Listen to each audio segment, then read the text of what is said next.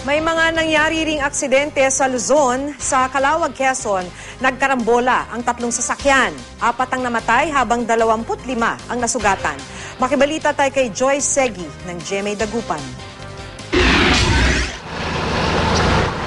Nayupi ang van at SUV na ito at nahulog naman sa bangin ang isang jeep matapos magkarambola sa Maharlika Highway sa Calauag, Quezon. 4 ang namatay. Dead on the spot ang 3 sakay ng van, namatay rin ang driver ng jeep.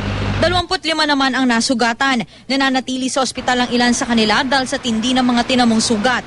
Base sa pauna imbestigasyon ng mga otoridad, magkasunod na tinatahak ng jeep at van ang highway nang nakasalubong ang SUV. Nasagi nito ang jeep at saka sumalpok sa van.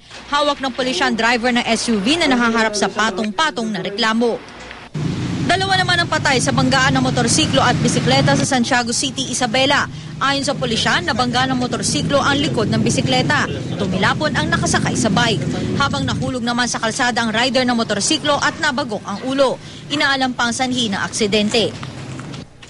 Patay rin ang driver na isang tricycle at sugatan ng kanyang angkas matapos makabanggaan ng isang truck sa Urdaneta City, Pangasinan. Sa lakas ng banggaan, umikot ang tricycle at sumuot ang sidecar nito sa kaliwang bahagi ng truck. Ayon sa ilang saksi, nakita na nilang sumisirko ang tricycle bago pang aksidente. Lalaro niya, pinapangat-angat niya yung sidecar niya. Pangatlong beses niyang ginawa, ayun, tinamaan na siya ng truck. Pilit naman daw iniwasan ng truck driver ang tricycle. Namrino na ko, wala na, hindi na kaya kasi parating na siya sa akin eh. Kaya hindi ko na naiwasan, talagang huminto na ako, talagang sumalpok na siya sa akin. Joy Segi, Nagbabalita, Pilipinas.